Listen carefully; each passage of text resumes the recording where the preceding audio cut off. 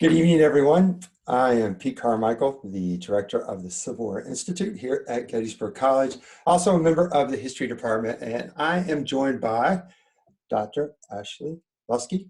She is the assistant director of the Civil War Institute. And tonight we are going to have a conversation with Katy Shively. Katy is an associate professor at VCU, Virginia Commonwealth University in Richmond. And Katy is Civil War historian, of course, and she is the author of this book, Nature Civil War. I apologize for the glare. God, that's horrible. Nature Civil War, which is an award-winning book, I might add. It is a fantastic and very innovative look at the common soldier and how the common soldier did battle, not just with the enemy, but also with nature. And as I said before, it is a book that gives us a dimension of the soldier experience that we often don't think about because the field has been so focused on ideas and ideology and how soldiers fought, but we often lose sight of what they did in their day-to-day reality in that physical world that was often a nemesis. And Katy, as I said before, she's very innovative, and this is a very smart and a very important book. But we're not going to talk about that this evening, are we, Katy? I mean, we can talk about it. We can talk about whatever we want, Katy. The main event. That is not the main event. Well, the main event for tonight is to talk about Jubal Early, old Jube. Many of the folks in our audience today, they know Jube, of course, because he rose up to corps command in Lee's Army of Northern Virginia. And as we all know, Jubal Early was very influential after the war, one of the leading architects of what was known as the Lost Cause. So we have just a tremendous amount to talk about. But I just want to talk a little bit about Katy's background. I'm just curious, I'm sure the audience is as well. Katy is a native of California and a graduate of Berkeley, but not from the history department. Berkeley, as many of you know, is renowned for its history department, especially in 19th century. Produced Kenneth Stamp, was a longtime historian there.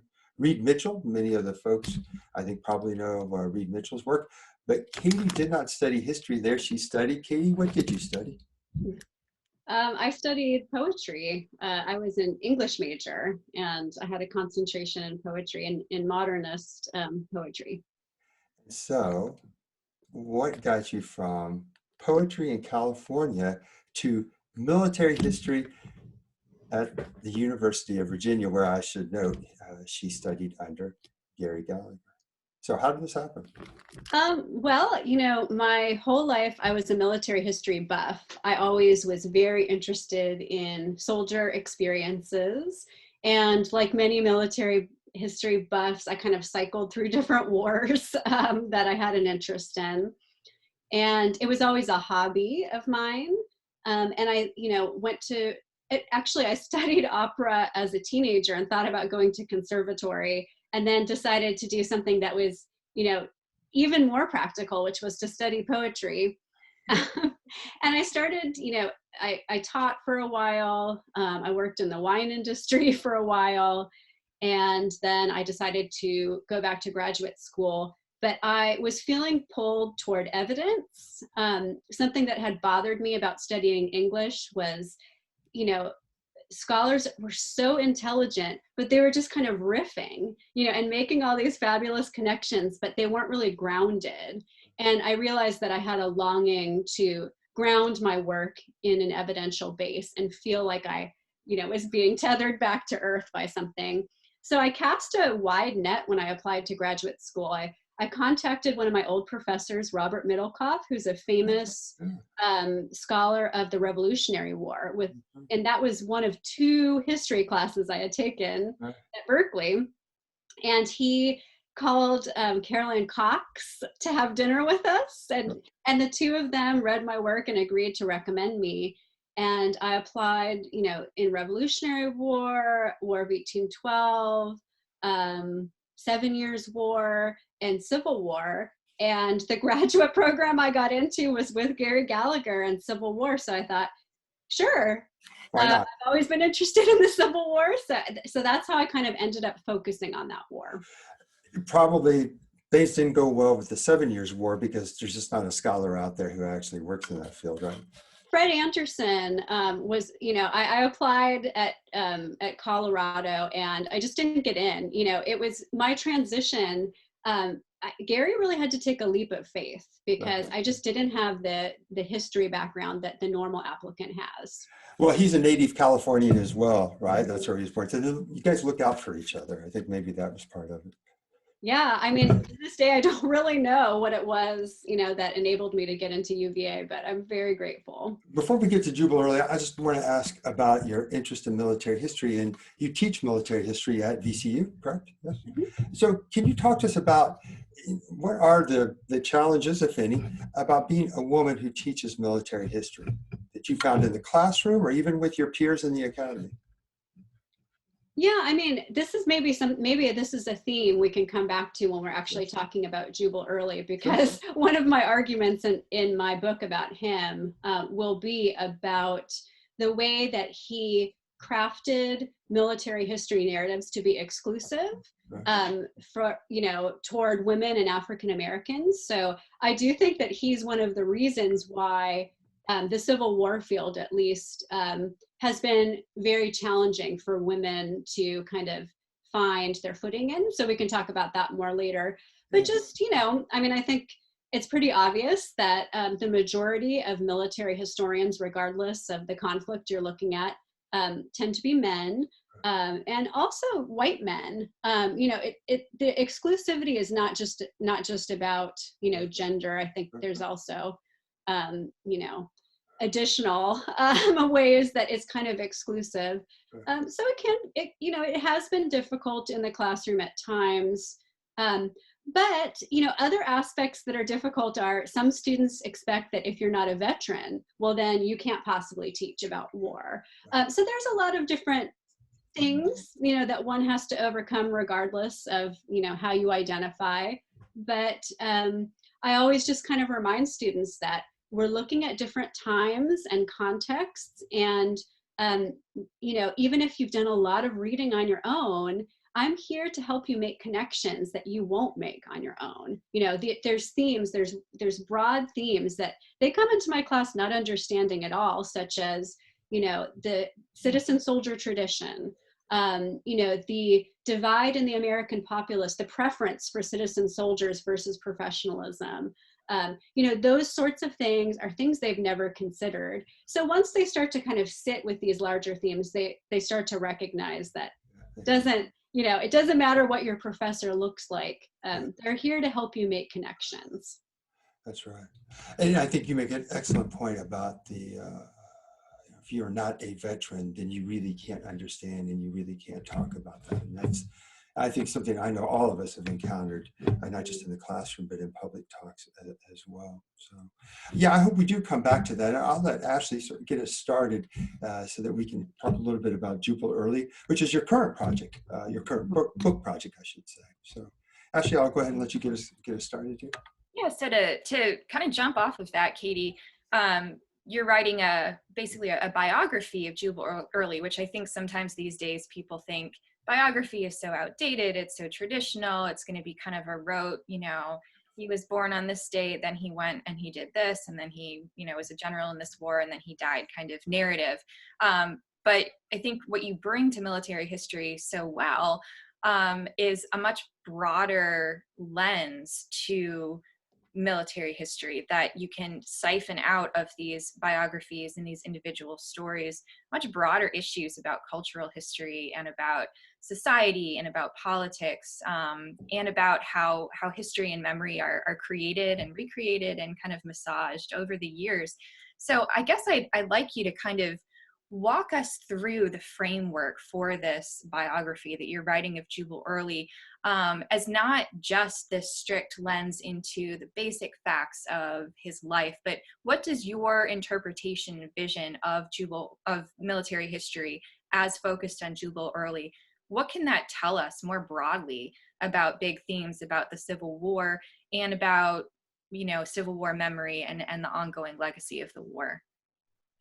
Yeah, and so I'm actually not a voracious consumer of biography as a genre. It's not my favorite historical approach. I mean, it can be done really well, but the reason it's not, where I normally sort of gravitate toward is because of how my brain works. Kind of coming back to my English background, I'm the kind of scholar who's not like very good at producing a linear narrative. I'm a scholar who like sees lots of connections in a spider web and kind of weaves them together to kind of create themes and images. And so the way I work is not necessarily well suited to biography. So taking this on was a tremendous challenge for me. And I think I'd ultimately describe my book as more of a focused biography. So it's argument driven, even though it does cover all of Early's life. And essentially my argument, which, I might compare, just to give listeners kind of an idea, I might compare it to Joan Waugh's book on Grant, or if anyone has read Charles Royster's Destructive War. These are books with biographical focuses that have like arguments, right, that they're proving that go well beyond the person that they're focusing on. So for Early, for me, what I'm actually looking at with him is his growth into one of the central figures in constructing the modern historical profession. And Early became very enamored of scientific history and kind of adopted and helped to generate and make legitimate the methods that undergird our field, our profession.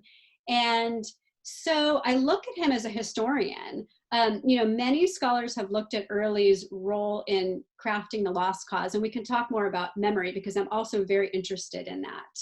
But my story is not really about memory. The way memory factors into my book is I talk about how it's a blended genre with history. When you look at titles from the mid to late 19th century, you'll see something's called an autobiography, but it's written by someone else. Or, the ways that genres were blended in that period is very different from what we expect. So someone would produce a memory piece, like again, an autobiography or a memoir, but they would tout it as a history. And to them, it was a history because the scholarly profession did not exist yet. So Early is really at this kind of nexus of if the profession is coming into being, he's a big part of the profession coming into being, and his arguments and his scientific methods come to be kind of a part of everything we know as the Civil War field because of that positioning. Yeah, and that's fascinating. And Pete, if I could just ask a quick follow-up to that, because I know we do want to kind of lay the foundations for, the lost cause is obviously a huge part of the story, but the focus is on Jubal Early as a historian, in and of his own right. Can you kind of lay the foundations for us about how exactly Early relied on the lost cause to advance the historical profession? Because that seems to be the central focus around which he crystallizes what it means to do professional history, or history that's going to be out there to correct the previous historical records that have been wronged in his mind. So I'm trying to think of like a good entry point to this because it is really complex. So what I'd say is Early is not responding to the lost cause. He is one of the earliest players to the field. So he goes into exile, self-exile, right? He chooses to leave the country as the Confederacy is collapsing. Backing up even before that, for folks who don't know that much about Early, he was essentially fired after losing the Shenandoah Valley. Lee basically dismissed him in March of 1865. So he was not a part of the surrenders or anything like that. Lee still held him in high regard, but essentially Early had lost the confidence of the populace and his army. So Lee said, that's the death knell, you've got to go. So at that point, Early kind of went into exile and went on this long journey. And he started to write his first memoir, which was the first memoir by a general on either side. He completed writing that thing by the first few months of 1866. And already like started to work on publishing it, which he then, so he wrote it in Mexico in the first few months of 66, and then he got to Canada, and that's where he published it from. So like besides Winfield Scott's memoirs that came out during the war, like this was like the first memoir that came out by a general. And granted, some soldiers like within their regiments were starting to put together histories and, you know, and things like that. Many more on the Union side though. And women, of course, in, you know, ladies' memorial associations, we're starting to craft some of these narratives that scholars say become part of the lost cause or the predominant Confederate memory of the war. But Early is really first out of the gate with this. And indeed, when he was in exile, he and Lee corresponded about what I term as the odds thesis, which is, you know, Lee in his last speech to his troops said the reason the Confederacy has lost is because the Union had overwhelming material and manpower. So Lee and Early corresponded about that and sort of hammered it out and nailed it down as the central argument around which they would hang all of their historical production. And indeed, scholars see that argument as one of the underpinnings of the lost cause. So he was really first to the table rather than responding. So I think one quick question and then a follow-up to that. And the first quick question is, can you give our audience an example of what you mean by this scientific approach to history? And that example, of course, rooted in something that Early wrote about his Civil War experience. Yeah, absolutely. That's a really good question. I'm sorry I didn't clarify that right away. No, you're studying. That is very confusing. No. So scientific history. So of course, throughout time, you know, historians have taken different approaches and different methods, right, to create and craft historical narratives.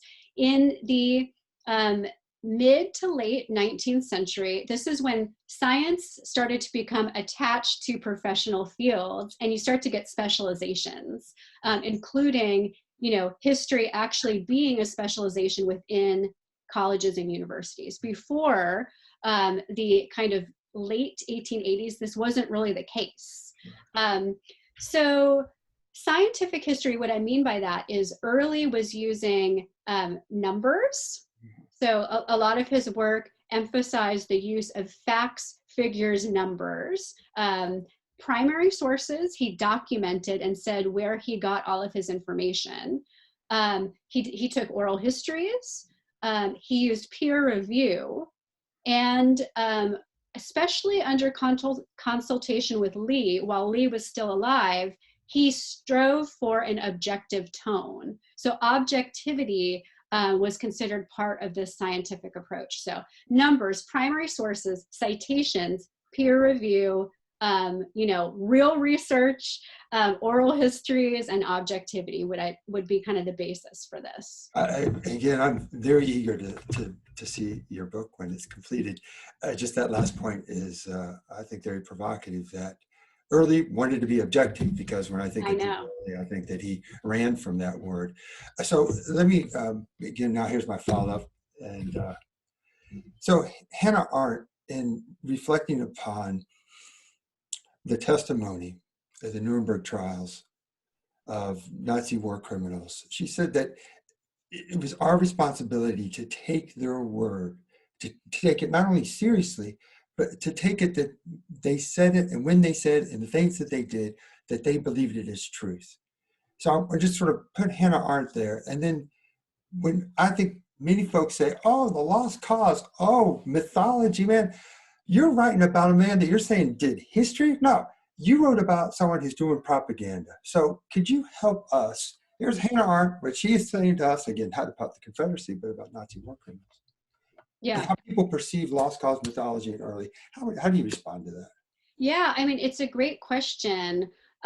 So I'd begin by saying that when we perceive memory and history as completely separate processes, we are missing that there's a lot of overlap between the two, and we're maybe wanting to create comfy borders to satisfy ourselves and to say we're not we're not participating in memory. That's them. They're the bad ones. That's bad history. We're doing good history. So what I would say is that the reason Early's work has had such longevity is because it really was doing both things. He was producing memory and he was producing history, and not just any history. He was producing the kinds of, he was using the kinds of methods that we use in the modern profession today, and very skillfully. So for instance, look at his very early newspaper debate with Philip Sheridan. This is in 1866, the first months of 1866. Early is in Mexico at this point, on the lam. And he and Sheridan start going back and forth in the newspapers. And Sheridan, Early is saying, the reason that I lost in the Shenandoah Valley is because I was outnumbered 4-1. And Sheridan says, that's not true. And they start arguing over numbers. But Early had been, this is crazy to me. He was on the run, and he was collecting primary documents. He was collecting government reports. He was collecting information from fellow Confederates. And he used the actual US, the federal reports, to substantiate his numbers. Now, when you look at the actual numbers that Sheridan and Early give, they are both flawed, they're both flawed. Early's are closer to correct, but they're both flawed. But the thing is, Early was so convincing because he was using primary sources. He was citing his sources. And this is the kind of thing that we do today as modern historians. So I would say, I'm not saying that we should all believe Early's arguments. They're incredibly hurtful and wrong, and they're not complex enough. So I'm not saying that the information he produced is history that we want to rely on. But what I'm saying is he used our methods and was so successful in ways that we scarcely even understand. I'll pick up military histories all the time and I'll be like, oh, I see here that this scholar is parroting either Early's methods or his argumentation without even realizing it, because it's such a fabric. It's become so much the fabric of our field. Before I switch over to Ashley, again, I think what you said so nicely here, and I think will be a real revelation to all of us, and that is, don't look at Early and his sidekicks in the Lost Cause as just manufacturing history for propaganda purposes. More than ever, I think that view is what prevails, and there's a real injustice to understanding how these people came to terms with that past in a very honest way. Their honest way, but nonetheless, we need to respect that.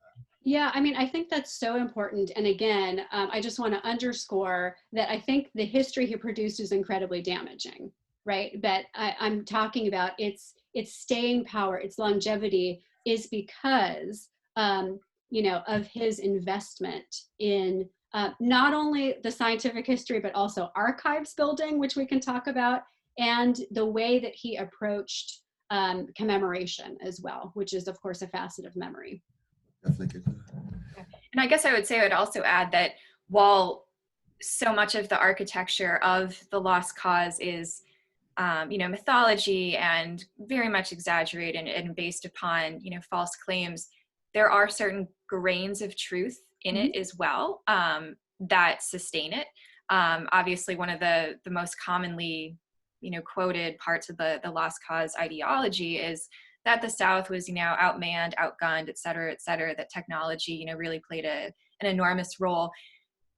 You can't completely wipe that off the table. It's not certainly the only reason, which is, in Early's minds, that was what sunk us. It was, Southern valor against the railroad and the telegraph and ironclads and all of that. And, thousands of men, that we just couldn't, bring to the field.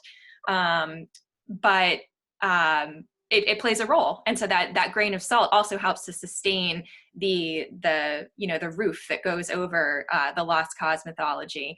It has Can I follow up on that actually, Ashley? Because the odds thesis, this kind of explanation, I think is so important for us to think about.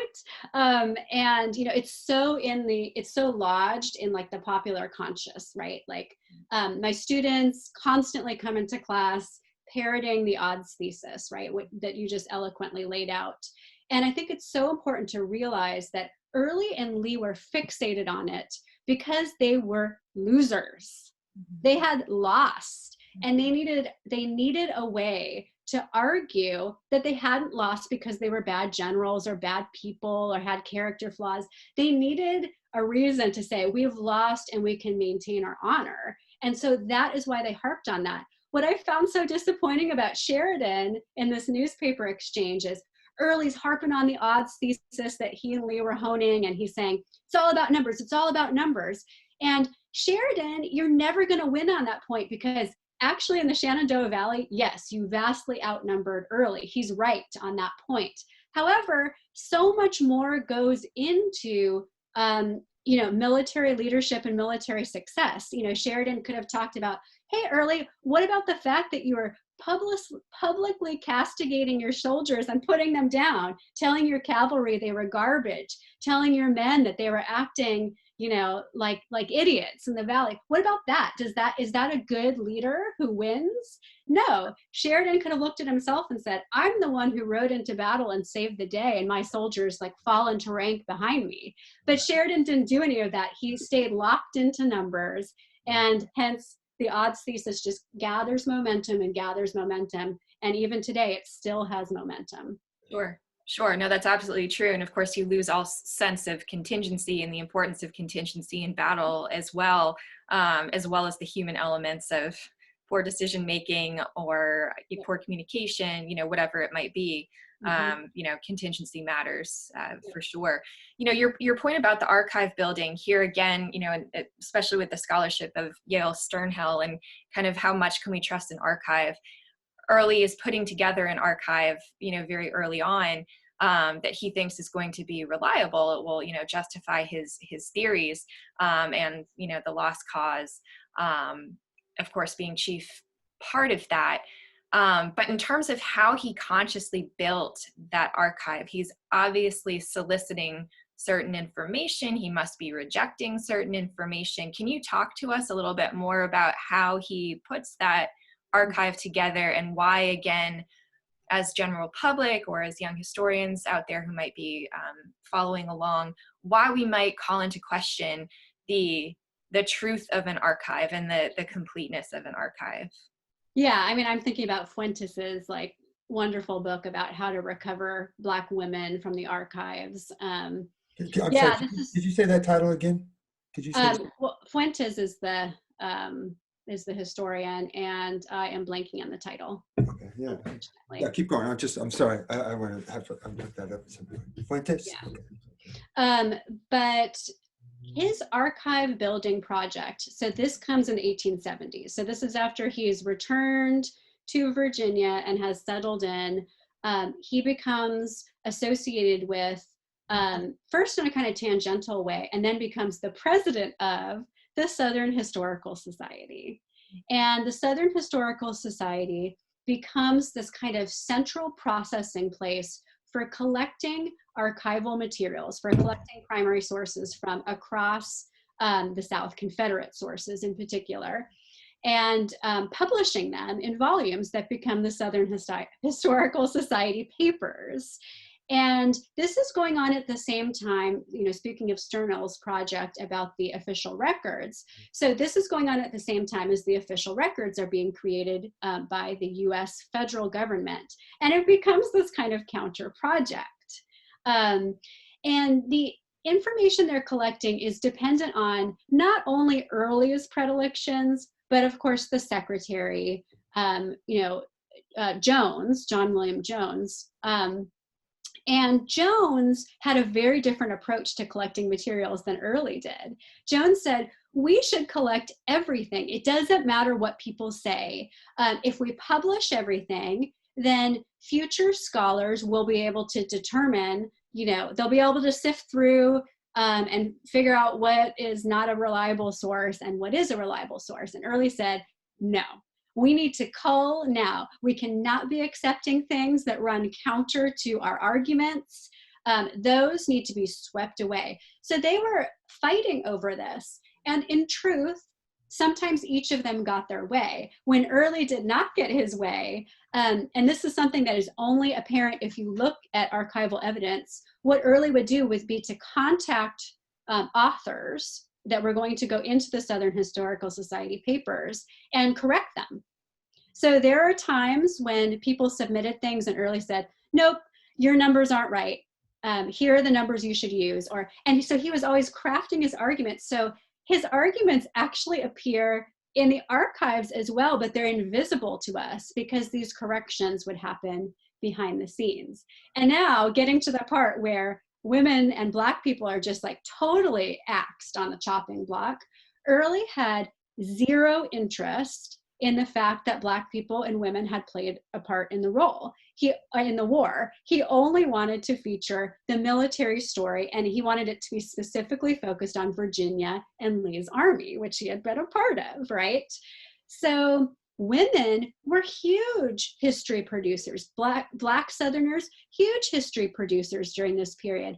Early not only tried to keep them out, but he would actively try to use his governmental connections, his state government connections, to keep Black people and women out of public commemoration, out of other types of historical production. He would denigrate it and say, it's amateur, it's not scientific, right?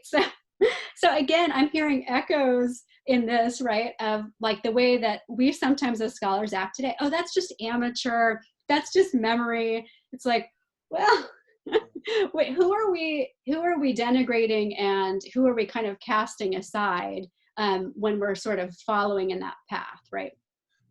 Katy, I'm not sure you're suggesting that Early was sort of the point of the spear here in the creation of the archives and his exclusion of people of color and women, because obviously he was far from alone, right? Oh yeah.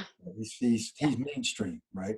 But I want to look back a little bit at the war and think about, and I'm going to make some sweeping generalizations, but I think that on both sides there was a belief that the war was something that would not be incomprehensible, that the war was something that could be understandable, that the war could be translated to print and to the point where the truth would emerge, and that it was something that one could agree upon. And I think there was surprise, confusion on both sides when coming out of something as chaotic as a battle. The people had very different takes on it. And so now here's the question. It seems to me that where this story maybe should begin, not just for Early, but for others, is in the official records. Because it seems to me that that is where these men were striving on both sides to try to find that decipherable past, right? To make it clear and irrefutable. Right, irrefutable. So do you see in the official record, which has, of course, an emphasis on numbers, do you see that it is the frustration that Early was, not alone here, the frustration that officers felt saying, damn it, this is what happened. And reading somebody else's account, they're saying, no, that didn't happen. Like, how did that, the official records, I mean, I shouldn't say the official records, because I'm not speaking of when they were compiled and published. I'm talking about when they wrote their official reports. How does that figure into this? Yeah, so that's absolutely true that, not only officers, but rank and file soldiers were worried about getting the true story in print. And to them, the truth was their truth, right? And this is where memory and history are really blended, right? Because to them, the true history, the thing that they were striving for, was getting their experience out there in print. So really, it's the regimental histories that are first here. Regiments, brigades, etc. They would nominate several or one historian from amongst their ranks who would talk to all of the guys, gather all the information, gather primary sources, and produce regimental histories. And this is work that is being done by a colleague of mine, Peter Luskey, really well. He has a series of essays out about this. But looking at those, you can see, I mean, even soldiers are producing what they would consider scientific history. They're citing, they're using sources, they're trying to create the definitive history, they're getting them published. So they care about this too. And the idea of the reports, the official reports, it's like, sometimes people like Early couldn't get their report out. And so, this is what kind of propelled Early to write his first memoir, is he didn't feel that he had been able to get reports out about what had happened in the Shenandoah Valley. And therefore he wanted to make sure that he wrote it right away so it was fresh on his mind. And that's why he was first to the table. He was like, I gotta get this out. Even Lee wanted to write a history of the Army of Northern Virginia, but Lee was like, I don't have my documents, I don't have my papers, and I just cannot get the documents I need to write this thing. So yeah, soldiers were incredibly concerned with being able to get the true story written down. And the process of the, formation of the actual official records, right, that the federal government was undergoing, they were gathering together only certain types of documents, and Confederates were at first left out. And it was a long process of sort of negotiating with Confederates about eventually getting it in and convincing them, we're going to try to keep this objective, we're going to try to represent both sides, etc. And a lot of Confederates, didn't really buy it because they were on the losing side, and they had more at stake for kind of projecting their version of the war. Before I'll ask you to take over here in just a second, I still find this to be, maybe I shouldn't be surprised that soldiers, survivors coming out of Appomattox did raise some questions about whether there is a singular truth that can be recovered. I think, Katy, you said it so nicely that it didn't matter your rank. It was to get your story out there, and that your story, that's the truth. But even when they put their story out there, all these men understood that their story not only came under scrutiny, but was almost always challenged. And so, again, here's where I guess I should be surprised, but I still am a little surprised that people didn't come out of the war thinking, my God, there is not a singular narrative here. It's impossible. And I'm wondering again, if Early in part is not responding to that, seeing that during the war years, just the infighting with the Army of Northern Virginia about what really happened.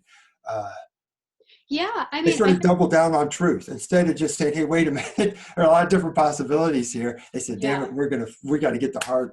Yeah, I mean, I think there's a lot of chaos, right? The thing about the Civil War is it produces more papers, more primary evidence than has ever been produced in the country before. Everything is suddenly documented in ways that had never been done before. So there's so much material out there. And as people are wanting to get their truth out there, they're doing it by compiling primary sources and citing them, right? And this is really the first time it's happening en masse, with lay people doing it left and right.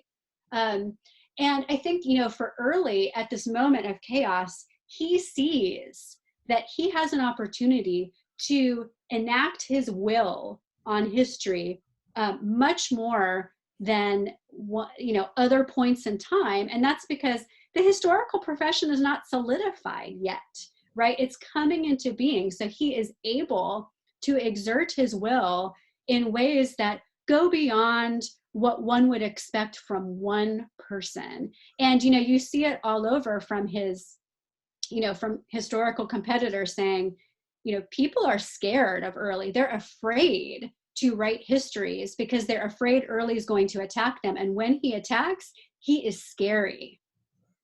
He's vicious. He's vicious.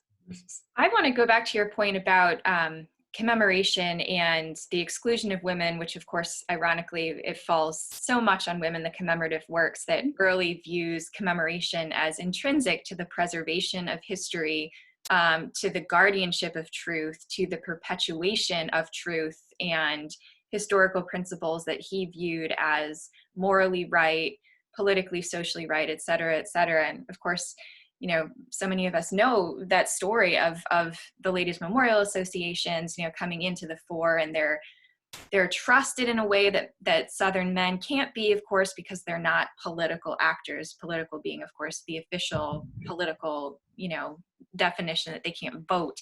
But they're obviously political in their own right, even though they've been denied, all of those, traditional aspects of citizenship. And then they're entrusted with this huge weight, early, while trying to prevent their own writing from getting into, certain collections that are viewed as his definition of truth. He squarely places the burden on them as the teachers, the inculcators of the next generation of the truth, right? And so I guess it's hard to always know what's going on behind the scenes in Early's mind here, whether he actually believes, these women are not guardians of truth in their own right, that they have to be kind of given something to pare it back, or whether they actually have their own story that they're molding into it.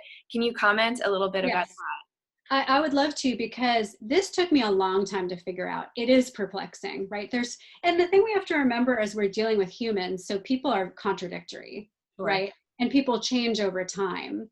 So initially, and also before I even talk about this, I just want to say, Ashley very well summed that up, and props to Carrie Janey, Karen Cox. I mean, these are the scholars who really opened up this world of what these commemorative associations did and how they were so politicized. And Cox, of course, talks about the passing down to the next generation through schooling, etc. But yeah, so Early, when he's in exile, he writes all these laudatory newspaper articles about the Ladies' Memorial Associations. Oh, they're so wonderful. They're burying the dead. All of my good friends whom I lost in the Shenandoah Valley, they're burying them. They're making sure that, they rest in peace, all this lovely stuff, right? So when I first saw that, I was like, oh, he's down with the ladies. No. Once he got back to Virginia, and he actually started dealing with them, surrounding Lee's death, things took an ugly turn. So Lee dies 1870, and Washington College and the Ladies Memorial Associations beat him to memorializing and starting to raise money to make Lee statues, right? And Early was like, wait a second, I'm Lee's right-hand man. That's how he was trying to position himself, because Lee didn't end up writing the history of the Army of Northern Virginia. So he wanted to be, he wanted it to be clear to everyone that Lee had passed the torch to Early to be I call the historian in chief, or the chief historian of the Confederate. So he was like, oh my gosh, people have beat me to Lee commemoration. And he hated it because he didn't want to be part of commemoration. He was such an elite. He just found democracy distasteful. And commemoration is all about groups of people coming together and bringing together these collective memories. And he was like, I want to be in charge of the memory of Lee. I'm determined to be in charge of the memory of Lee. So he was able to eventually work things out with his male colleagues at Washington College, the former staff officers there. They were eventually able to have resolution with one another, and that kind of revolves around Longstreet, which we could talk about later if we want to. But with the ladies tried to approach him and say, we both want a Lee statue in Richmond. Let's work together. Hell no. Early was not going to do it. He tried to obliterate them. He hired a spy to spy on them. He had newspaper articles written about, how they didn't exist. I mean, once Fitzlee became governor and finally the Lee statue in Richmond was going to go up, he wrote to Fitzlee and he's like, the ladies do not exist. They don't have a part in this. And Fitzlee was like, what are you talking about? They've been fundraising for decades at this point. And Fitzlee just thumbed his nose at Early. They were good friends, but he thumbed his nose at Early and he's like, I'm going to put some of these ladies on the state commission to have the statue go up. But Early was just determined to obliterate them. And it wasn't just ladies, it was also African Americans. There's another famous example in Richmond. The Jackson statue in Capitol Square was going to go up. And Black militiamen wanted to march in the parade. They wanted to claim Jackson as a symbol, to have some public clout, to participate in the, Southern military tradition. And Early started firing off telegrams to Kemper, who was governor at the time, and saying, if you let those, militiamen march in the parade, then you're just, it was just like the ugliest thing. And Kemper was like, I've never been so insulted in my whole life. I can't believe you're talking to me this way. And it was just the ugliest blow up. And finally, the Black militiamen decided not to march because they were going to be segregated, put at the end of the line. And they were like, forget it, we're not doing it. And Early, got to go instead. It was just this really ugly display of how, if you didn't agree with him, he did not want you to have a place at the table at commemoration. Sure. I didn't know half of that. That's fascinating about his hiring spies to follow the ladies around Richmond. That's amazing. That's actually in Carrie's first book. She does such a good job. She has this whole chapter on Early and the ladies that you're just like, I cannot believe this guy. It's crazy. So Katy, if someone made an argument to you that, Jubal Early, you can maybe agree with you that, hey, yes, he is one of the first who is practicing what we would consider sort of the standards of professional history.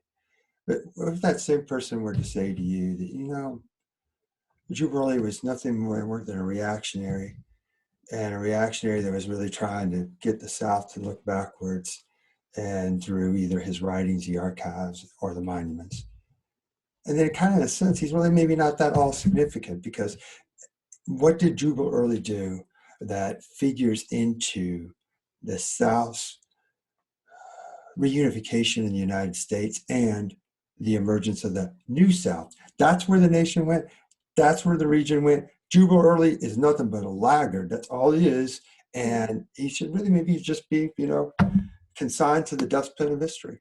What would you say? Yeah, I think it's a great question, and it has to do with the intersection of politics and history. Good. So many of Early's peers, right, other former Confederate officers, went into partisan politics.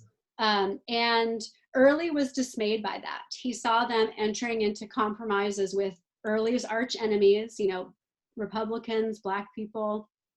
He just thought that was despicable. He found history to be a way to influence the shape of the nation in a way that was much more, that he could have a lot more influence without having to compromise in politics, and in a way that had a lot more longevity than partisan politics, because partisan politics was changing over time.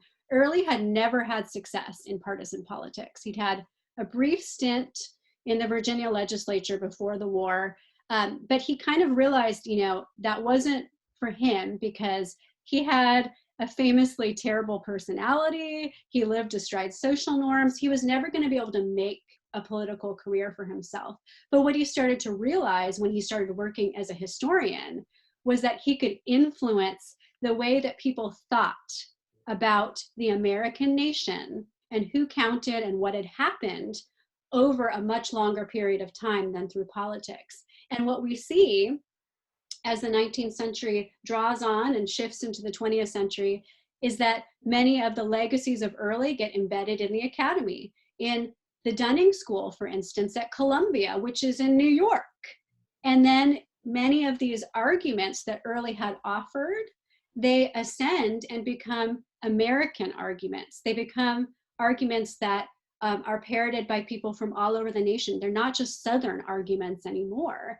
And this kind of idea of how do the losers, win when it comes to history? Well, it's crazy, right? I mean, the legacies of Early went on and on and on. And only, I think, in very recent decades are we starting to challenge them such that lay people are starting to change their views of the Civil War. So I think what Early discovered, the kind of secret formula, and he's not alone in this. This is a global thing.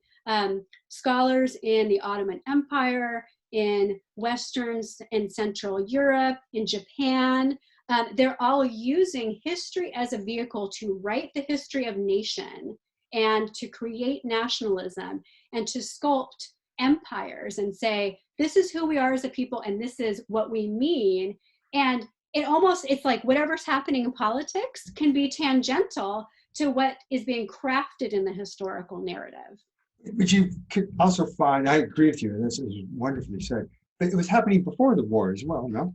I mean, I remember the young Virginians that I studied who came of age in the 1850s, and they very much crafted their state history in particular, but also the national history to address what they saw as the most pressing political needs of their time. So, I mean, I think maybe not creating a sense of nationalism, but I think there is a long line that runs through this. Yeah, and there's definitely precedent to this as well. Mm-hmm. Yep. And Eileen Chang's book, which I'm terrible at remembering titles, I can't think of the title of that book, but it's all about the creation of these kind of long sweeping American national narratives in the early republic. She stops right before the Civil War.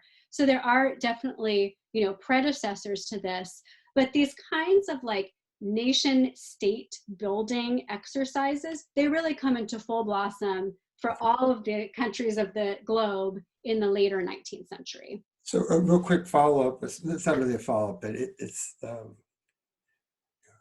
historians are usually sensitive to the dynamic between a historical actor's private life, personal life, mm-hmm. and what they articulate or how they act publicly. Mm-hmm. And that dynamic is, I think, vital to recover no matter who you're studying. Yep. And so now with Jubal Early, we have a man who was publicly a vicious racist and a misogynist. He loved to make fun of men who were married. I think he got on Richard Ewell, as we know, who got married during the war. But it's my understanding, you can correct me, that Jubal Early did have a woman who lived with him for much of his adult life after the war, who was a woman of color. Is that myth or that's not true? No. He did have an illiterate white mistress, Julia McNeely, and she bore him 4 children. They never married. And, she nursed him during the war, but their relationship fell apart at the end of the war, essentially, because he, was not going to marry her. I mean, I don't know all, it's impossible to know all of the sort of internal workings of their relationship, particularly because she could not write. Right. But eventually she moved on and remarried, basically right around the time, that he came back. But even before then, they had a rift. He wrote his brother and said, I'm done with that woman, and he wouldn't acknowledge his children and things like that for a while. So he had a very troubled relationship to women. He lost his mother when he was young. When he was a teenager, it was a huge blow for him. So who knows? I'm not going to psychoanalyze him or something like that. But he did seek out female companionship.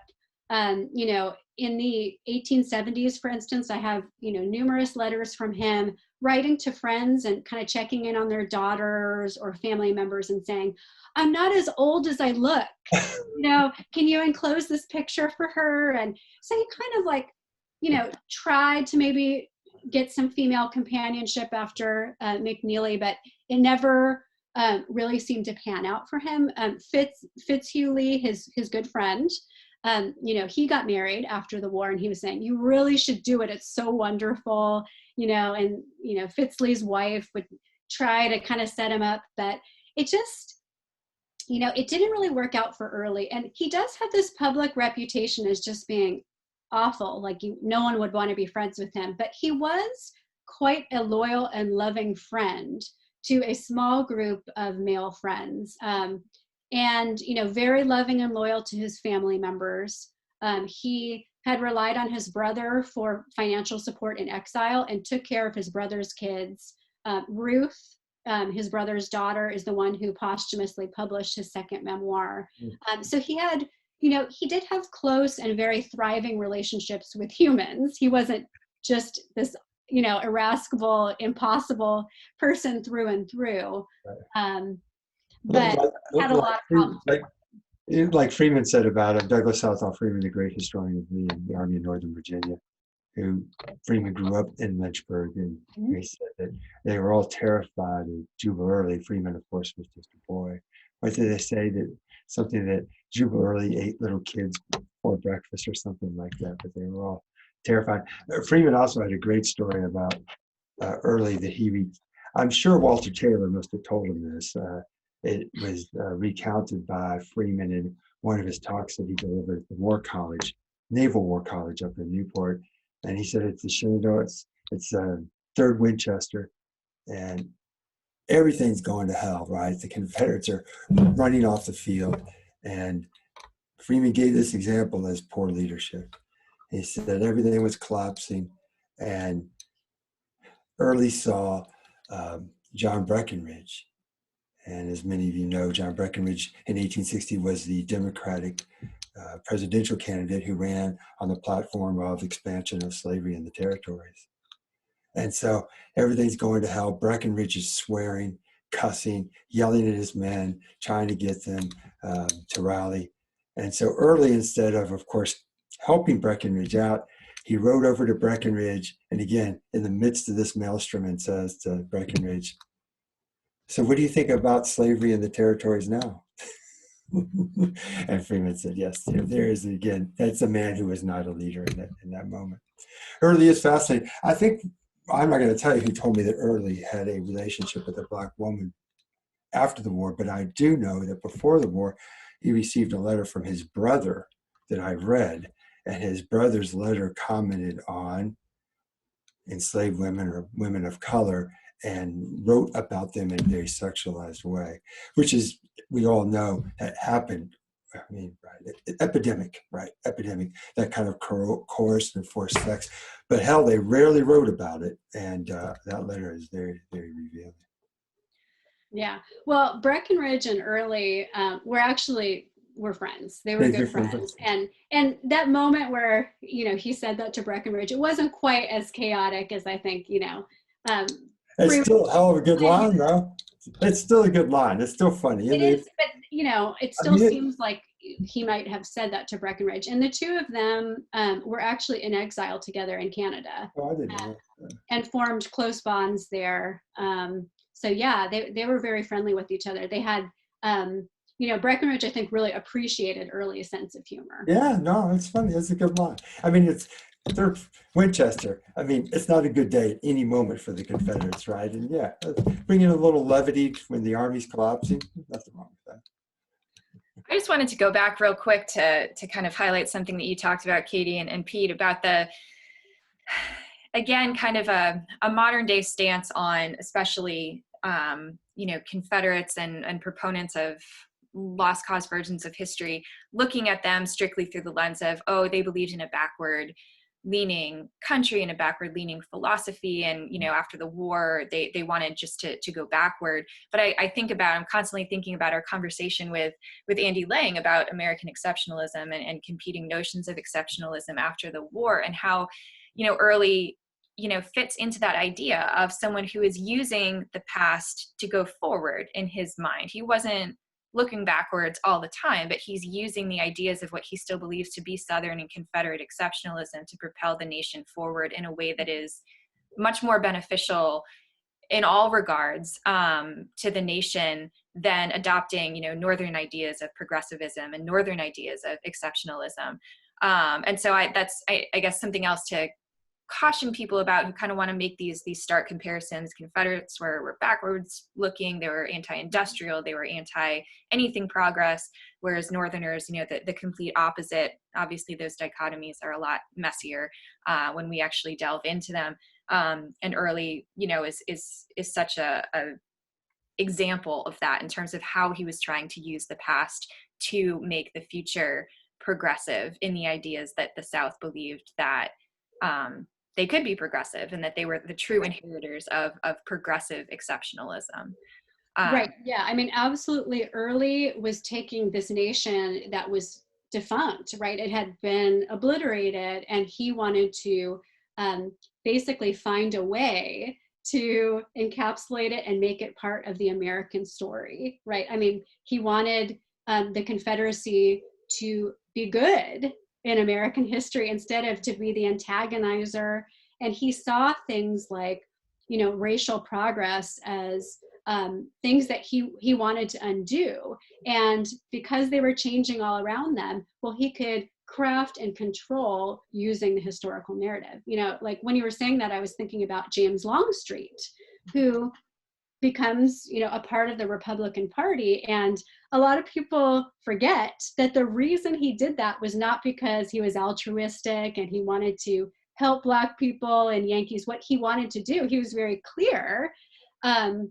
He thought that he could better control Black people by being within the Republican Party. He wanted to curb their power and, you know, give them as little progress as possible by being within the party, you know, that was bringing progress for them. So there's a lot of this, you know, kind of use of the tools and mechanisms available to them to try to shape the future in ways that they wanted to see it shaped. Right. Right. And then when you bring up the point about the Confederate diaspora too, I mean, this is something that's always been fascinating to me is how these Confederates are then bringing their ideas of the American future based upon Southern antebellum cultural norms and politics and social structure of the past, how that is spreading and influencing other people in other countries. You know, obviously Canada is a hot spot, Brazil is a hot spot. You know, France, you know, the salons that crop up there, especially with, you know, a lot of the elite Confederate women who go there. And, you know, still today in Brazil, they have, you know, Confederate statues and they have, you know, celebrations or commemorations. Yeah. It just blows my mind the wide sweeping influence of these stories and this history, you know, according to people like Early and his tradition that he starts, that have sunk roots all across the globe, that people are still working to unpack and work through, in identifying, you know, history versus myth according to Early and the rest of the world. Yeah, I think that's well said. And I think it's interesting too that you said history versus myth, which I think is like a good way of putting it, because again, history and memory are so entangled, and a lot of the earliest histories are really memory pieces, right? And they didn't see a contradiction in them. So being able to say, let's unravel what is mythical here, and what what has an evidential base. But again, you know, these people are also using evidential basis. So then we as scholars have to be very, very careful. We have to go back to the evidence that they're using and say, what does it actually say? How are they using it? And what are counter ways of looking at this and counterbalancing this? Sure. It's very nicely said, and we can, I think, probably should end on that point. And very, very much looking forward to your work as we'll see it in publication, I hope soon, a year, two, maybe. Yeah, not that we'll hold you to it. The global pandemic's been a little bit of a setback. Yes, it has gotten everyone's writing schedules off, and especially their research schedules. My God, it's almost impossible to go to any archive right now. Well, you've given us a great deal to think about, and I think we all owe Gary Gallagher something, a lot of gratitude for taking a chance on a poet from Berkeley. How about that? That is really pretty remarkable. And I want one more time to say how much I think of this book. Again, sorry about the glare. Nature Civil War, published by Carolina, and well worth your time. And Katy, thank you so much for spending the afternoon with us. Or evening, I'm sorry, this is recorded. I've just blown our cover. Thank you so much for having me. It's been a pleasure. That's been great. Ashley, again, thank you so much. And folks, we'll see you all in 2 weeks. All right. Thank you so much, Katy. Thank you, Katy, so much.